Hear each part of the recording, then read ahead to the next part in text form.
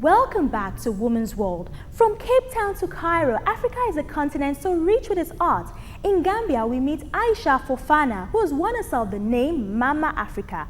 On Life on Top, a Women's World unravels the different layers of this African woman.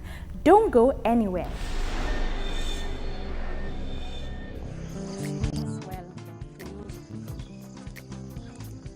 She earned her name Mama Africa for her love of the continent's art. And to qualify this, Aisha Fofana uses her compound to create and preserve African artifacts. Unlike many other African artists who stick to the established forms, Mama Africa has a different way of creating her sculptures. Having started her career back in 1984, she has since then participated in several exhibitions around the world. My children are all grown up, they're not here with me, so I'm married. And then, that's what I can do now. Nothing is disturbing me now. The only thing I want to do is, I'm so happy. I'm just expressing myself. Anywhere I go, I found something in the street. I stand, I look, I pick. The 47-year-old established the non-profit museum 2 years ago when she returned home after living in Germany for 10 years. While in Germany, she perfected her talent and achieved a lot. The other one here, and this is also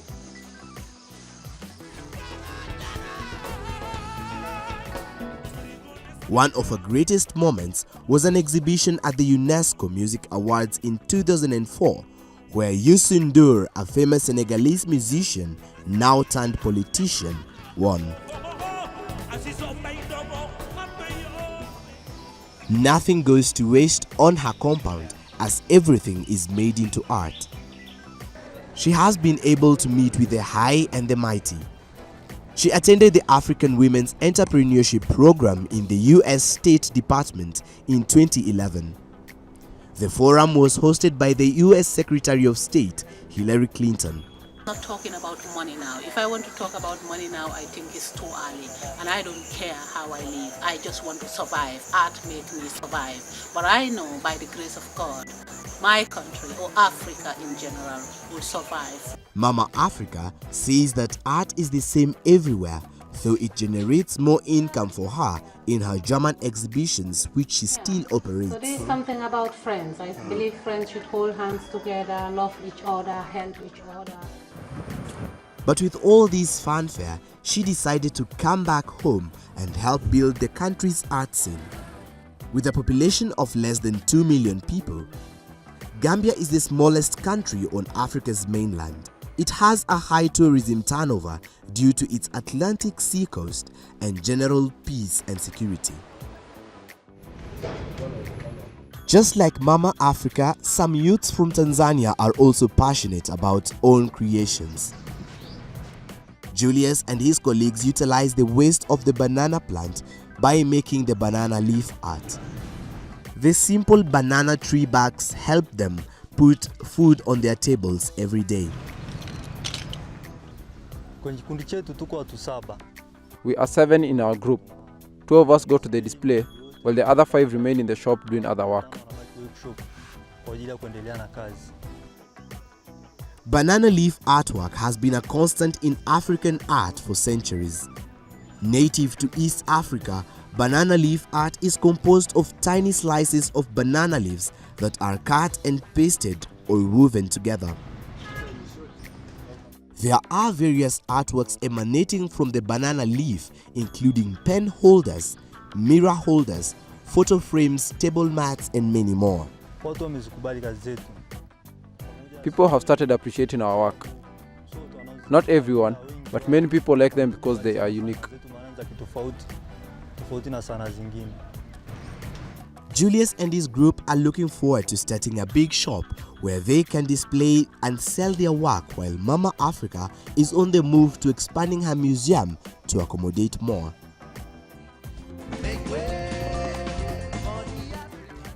Art is an African heritage which both the young and the aged are all preserving for a common good.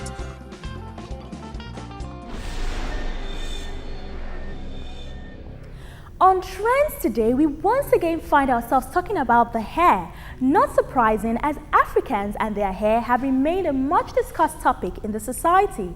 This time around, however, we're looking at weaves, not just any type, the ones most likely to give your bank account a stroke.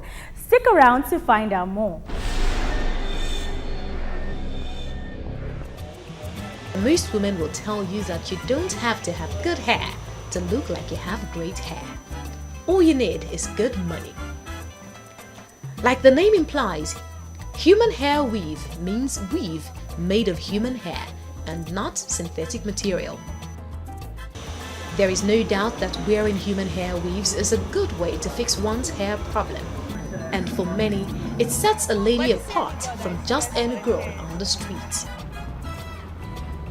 We know it's so expensive, but the thing is, when you use human hair, you look more unique. I just love human hair because it makes you look beautiful, unique, and the texture of it is so superb. The look of the weave, the feel of it against the skin, how it bounces as you walk, and the texture all come together to make one feel like $1,000,000. You're probably worth that much, as most of these weaves do not come cheaply. The prices vary according to length, style, and the make of the hair. Some would argue that though pricey, human hair weaves are actually more economical than their alternative, that is synthetic hair. Human hair, it's very easy to carry for a long period of time, and it's tangle free.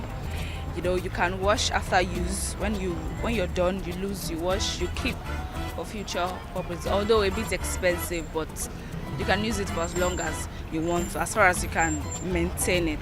Okay, I like human hair because it's more original, you know. It's more original and it saves cost. Because when you buy it, you tend to use it longer than synthetic hairs. You can just use synthetic hairs like once, you know, you throw it away. But for woman hair, you always keep it. And each time you wear it, you still look beautiful on it. Okay, I've been carrying this hair now for over close to a month. If it was synthetic, I'm sure it would have tangled and I would have issues combing it out and all that. But this one is very free. All I need to do, the stress there is just to bend roll it. But not everyone can afford it, so they stick to the lesser options. This is not human hair, it tangle, it's not even straight. You know, when you want to divide it, you strongly before you can divide it. So human hair is okay. I can't spend so amount of money on my hair. No, it's not worth it. No. While women have various opinions on the matter, the men that we spoke to tended towards one school of thought.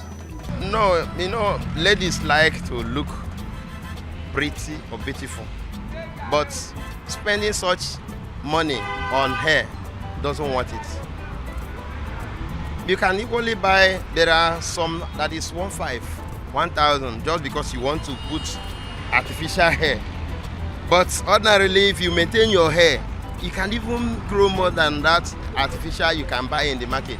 I don't think you should start spending 100,000 naira on a Brazilian hair, 60,000 on a Brazilian hair. But sometimes it's so crazy to me. It's like a joke. But I don't know how you should spend like 100,000 and there's no brains in your head. Why don't you use that money and beef your head and like put something into those hair? Spend it on books. I don't think it is reasonable for a rational woman being to take a just huge amount of money and go ahead and buy someone's hair and come and fix it on our own hair. Is not reasonable at all. A Texan pastor agrees with these men as he strongly advised his female members from using weaves. His reasons bordered on cost and self-esteem, and he is not the only one. If you're on human hair, most ladies, they want to belong, they want to behave like a foreigner, which is not proper in our African culture. In Africa, we have to just be ourselves. That is what I believe. And in most cases, you see ladies going to an extreme, trying to get cash to buy human hair, which is not proper. The craze for weaves is, I think, we like overdoing things. There's nothing wrong with wearing weaves, but the way people go about wearing weaves these days, you keep wondering, is there anything to it? Because when you look at the price, too expensive. Some cut with friends, but they wear weaves of over 100,000 naira, the rent of a whole year, and they want to change it from time to time. They don't think of the cost. They don't think of the convenience. I don't see the reason why you spend the whole money you're earning at the end of the month for Brasilia. It doesn't make sense to me. Apart from price, the matter of origin usually arises. With names like Brazilian hair, Peruvian hair, Indian hair, it is plain to see that these weaves are named according to the countries they are gotten from. However, one wonders how exactly they are gotten. Do these foreign women willingly cut off their hair for a price?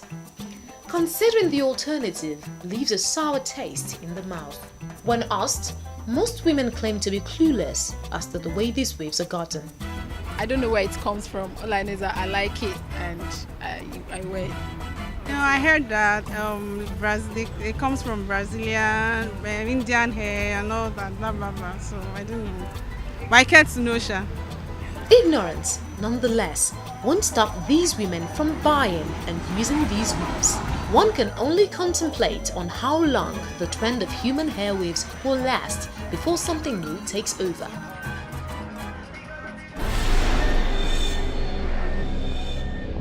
And that brings us to the end of today's program. I hope you have had a good time with me. Remember that a woman's world is still speaking out against child marriage, as we believe it is a social ill that should be stopped now.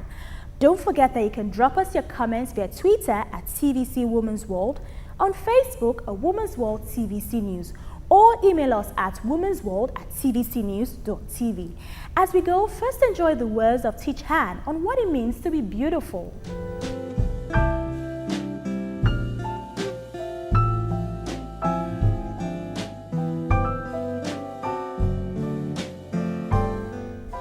Wow, I always get inspired by those words. Don't hesitate to tune in next time for another episode of Women's World. I am Oinola Sali.